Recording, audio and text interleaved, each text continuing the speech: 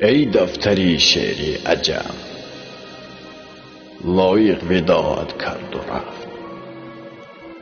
ای عشق، ای شعر، ای قلم، لایق وداعت کرد و رفت.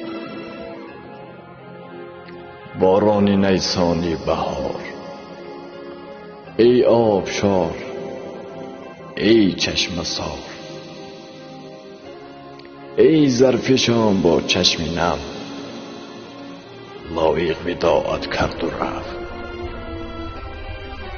تاجیک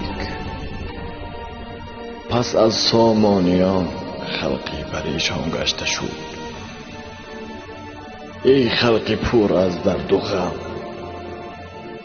لایق وداعت کرد و رفت.